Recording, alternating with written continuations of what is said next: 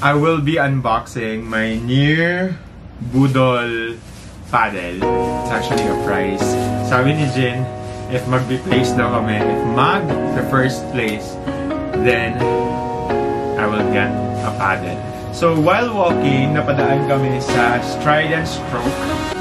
Hello, Stride and Stroke. At yun na nga, I was planning to buy a Everyday Social paddle.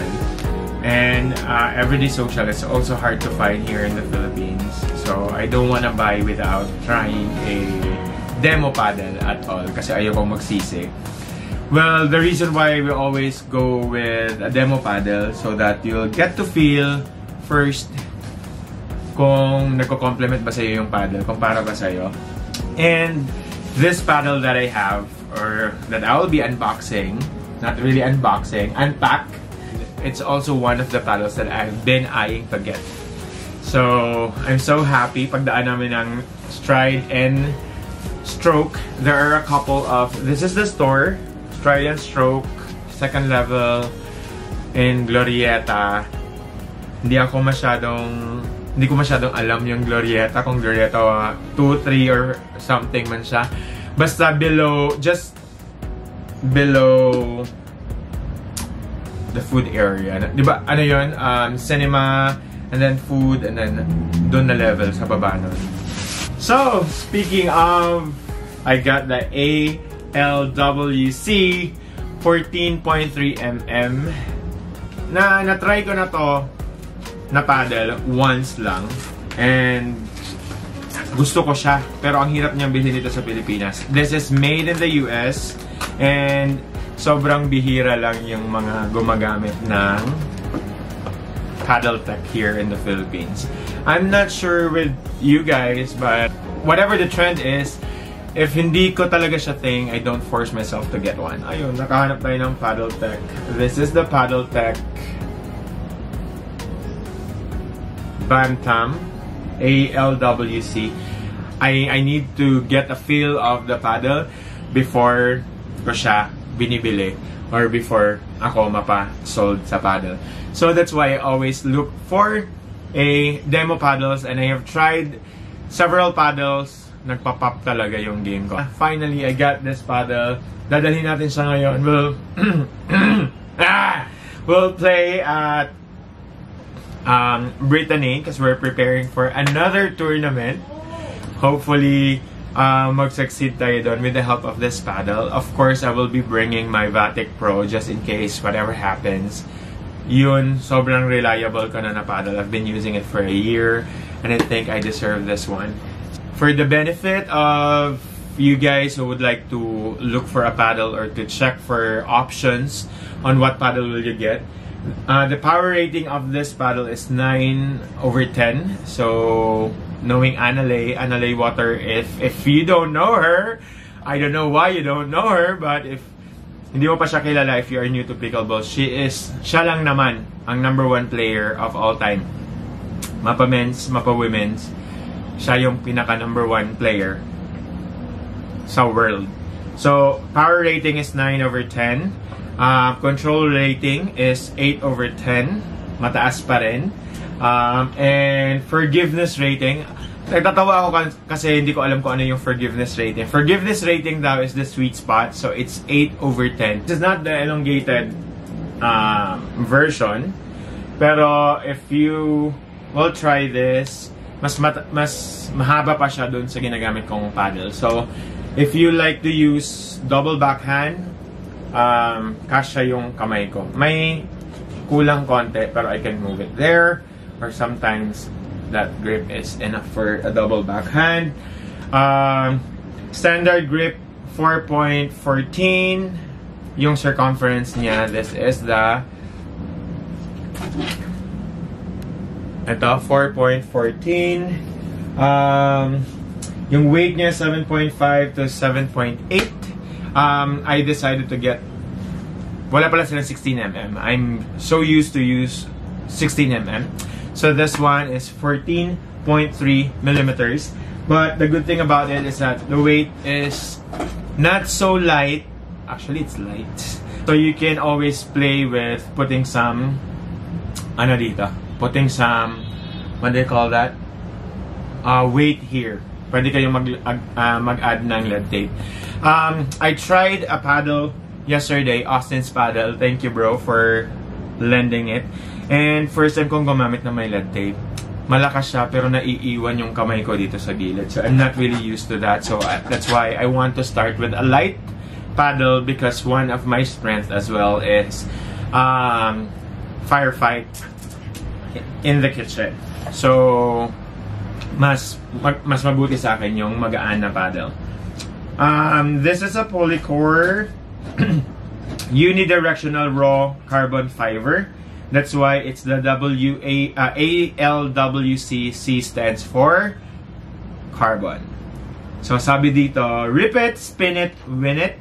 And of course, it's USA Pickleball approved. Pag bibili kayo ng paddle, ito yung hahanapin nyo. Make sure to have this logo, USA Pickleball approved, because some of the tournaments, they're required to have an USAPA approved paddle. So eventually, maghahanap ka rin talaga ng, ang tawag doon? Maghanap ka rin talaga ng games kung saan mo ma-apply yung competitiveness mo. Kasi the community of pickleball, though we say it's a social sport, most of us, I think all of us, are very competitive when it comes to even in rec plays, even in open plays, and especially during tournaments. That's why we would like to gear up and get the best weapon for ourselves para ready tayo makipagbakbakan anytime. A lot of games today, and I'll be partnering with my men's partner for the upcoming tournament. So let's have some practice and enjoy. So ito na yung Philippine team. Wow, Philly! Tingnan mo na ka-uniform! Sponsored by Puma. Thank you, Puma. Honestly guys, gusto ko sana na vlog is get ready with me to play pickleball. Kasi naghanda kami, bumili kami ng lalagyan ng mga gamit. Bumili kami ng Drive. Then turn right on St. Peter. Kasi wala, yung ano lang sana, get ready with me. Pero hindi pala talaga ako pwede mag-get ready with me kasi malilate tayong turn lahat. Right on Camino Verde Road. Mamaya na si Waze Epal.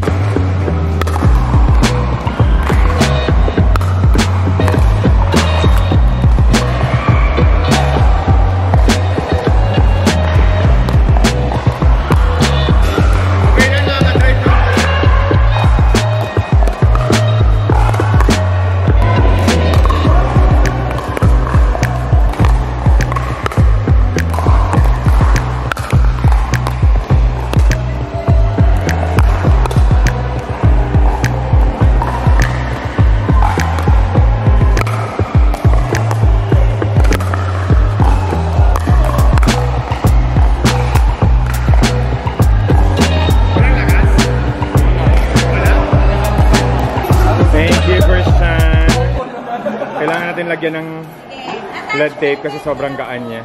Natin dito. Parang may sungay. Ha?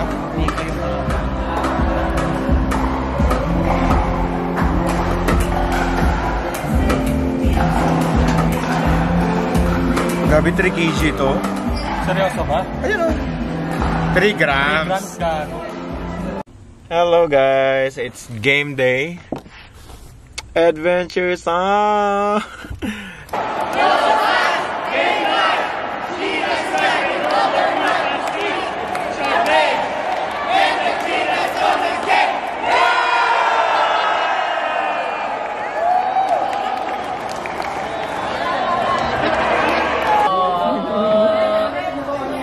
They're juicy.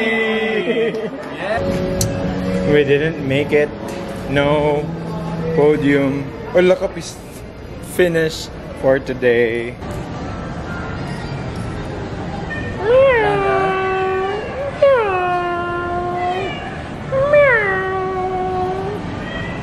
So we're here at Circle Verde. Uso is playing a tournament. This is actually a tournament day. Ako lang yung wala. Siya lang yung wala, pero magsi-singles daw yan. Abangan nyo. Let's go, let's watch. Let's watch Uso's game. Alam lang natin. Pero nung nagbalik, dun lang kami Hindi, kami Game lang mo? lobby na sa right side. Ilang goals? Wala. Di, ilang goals na? 7. 7-0?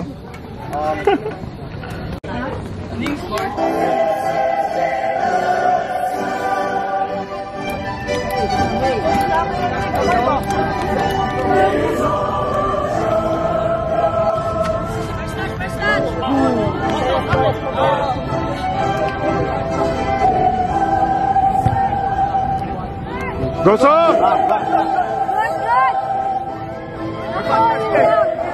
Ay.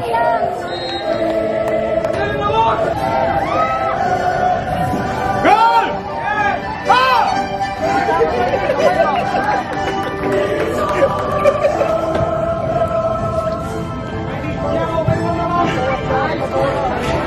Namalik ang shade. Bagay naman sa layo. Mas bagay sa'yo. Wala. Yeah. Next week na? Malapit lang. Ayun. It's a lot day. lot and friends. So let's go home. Yan din yung sabi And ko kay edit. Anne. And edit. Sabi ni Anne, kamusta yung game nila? Sabi ko, ngangi, lot and friends. The win is coming. Don't let the win worry you. Hello. Happy weekend. It's a break for pickleball games, but hindi siya break for pickleball contents. Now, I recently changed my paddle. Not really changed, but yeah, changed na din. Ang gulo, no? But I've been using this paddle for quite some time, almost a year actually. Ang hirap ko siyang pinalitan kasi I can't let go. Every time I try another paddle, di talaga nag-work sa akin. Parang it's meant for me to use this paddle for a while. But if nakikita nyo, nawawala na yung sweet spot nyo. Wala nang friction, wala nang grit, wala nang... As in, nagsaslide na lang yung ball dyan. So I think we have won a championship or championships, and we have won a lot of games. We played a lot of games, so I think it was time to let go. Not really let go, but pagpahingahin muna siya natin konti. I'm still using this, by the way, for the last tournament that I played for Chendecitas, kasi kami yung Chendecitas, kaya ako nabubulol. But I played for the club, and I had this paddle na I've been looking for this paddle, pero nung una ko siyang trinay, meron talagang marrying stage yung pickleball paddles. I don't know why, pero hirap na hirap ako mag-transition to this paddle from my first try. So after several games, I have decided to keep it. And I have no choice. Ayong bumili ng bago ulit kasi kakabili lang. But I discover a lot of new plays. I was reminded that I'm faster in the kitchen and can make more points in the kitchen, but not from the baseline because my drives are not that consistent pa. So this one is really helping me because it's a very light paddle. Speaking of a very light paddle, so yun yung sobrang napahirap sa akin when the first time I used this Paddle Tech paddle. But now that, again, as I've mentioned, we're done with the marrying part. Marrying kasi there's really a time na you need to practice with your paddle to make sure that maganda yung shots mo, maganda yung mga returns mo, maganda yung na-generate mo na shots from your paddle. And at first, sobrang hirap. Like, after a game, kailan ko mag-change ng paddle right away because I don't have time. Parang I got this for 2 days or 3 days before the tournament. So, ito talaga yung ginamit ko. And, anyway, I'm making this video kasi now that I've decided to keep this, If nakita nyo, since it's a very light paddle, I added some weights. And this lead tape or yung mga maliliit nating nilalagay dyan is not healthy when it's exposed kasi diba lead is dangerous for us. So, it's best to protect as well. Not just protect ourselves but also protect our paddle. So wala, just to make sure na wala siya masyadong bangas kasi baka in the future you're planning to resell it. Basta mas paano mo mapoprolong yung life ng paddle mo, and basic care na din sa kanya is we constantly change our grips. I'm in love with the gray grip but I'll try the white one this time together with the Bodhi edge guard. Edge guard for the newbies naman na nagsisimula pa lang, kung bibili kayo ng paddles, ganito kasi most of the time sa sobrang eager nyo kumuha ng bola, bibigyan kayo ng sobrang deep na return. So most likely ang gagawin nyo is sasabit yung paddle pagkuha mo ng ganun. Sasabit siya sa semento. Pag sumabit siya sa semento, tendencies are mag-expose yung mga lead tape, which is not safe. Also, this eraser, nalaman ko before ginaganon ko yung eraser, dapat one stroke lang pala siya para to keep your paddle smooth and dirt-free. We'll do that in a bit. Yan, more edge guard. This edge guard is for this cutie fat boy paddle. Guys, every time nagba-vlog ako, I always mention, if you are planning to buy paddles, hindi mabilis or basta-basta magbili ng paddles kasi pag nabili mo na siya, it's either marami kang pera, bibili ka ulit kung hindi siya nag-work for you, or you will make the most out of it. So if you are planning to buy paddles, try at least to use a demo paddle. Borrow your friend's paddle. Kung nakita nyo, try. Kami, every time naglalaro kami, kahit saan, pag may nakita kaming paddles na naka-wishlist kami, we always ask our pickleball friends to at least man lang hawakan mo, makita mo kung paano ba siya mag-work sa'yo, paano ba yung paddle gagana sa'yo. Alam nyo na yan. But if you guys are planning to buy Fat Boy paddles, you can always get, or not just Fat Boy, all bread and butter paddles, you can always use my code EDGIVES15. That's a discount for you for all pickleball, for all bread and butter paddles, and all Vatic Pro. We have you can use the same code EDGIVES15, and that's an automatic discount for you guys. For Paddle Tech, wala, ambisyoso. But basta matagal ko na kasi siyang hinanap, and sobrang gaan niya, ang bilis niya sa kitchen, so that's why I enjoy it. Gawang pamaypay. I enjoy it, but now ayusan ko lang yung paddle ko. Eto, ganyan lang daw mag-clean ng paddle.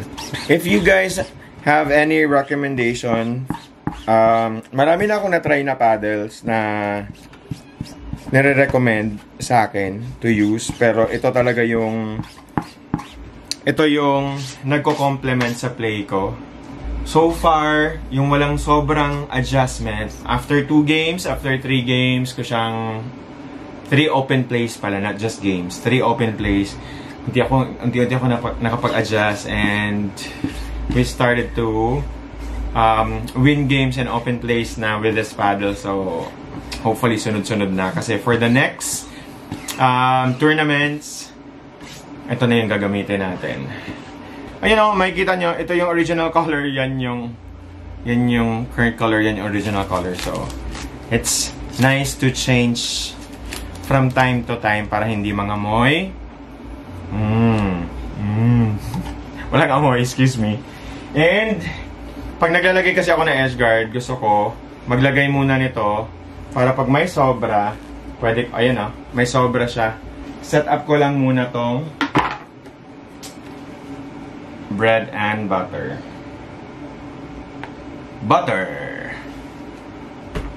Butterfly. Siyempre, gusto namin maganda lagi yung weapon natin because this is our, diba? The only tool na ginagamit natin. Maliban sa skills, it's also different pag confident ka sa gamit mong paddle. At first, I thought it's just marketing. Pero, yeah. Meron talagang mga paddles na gumagana. Mas okay mas okay yung play mo kung tama yung weapon na gamit mo. Weapon. Grabe.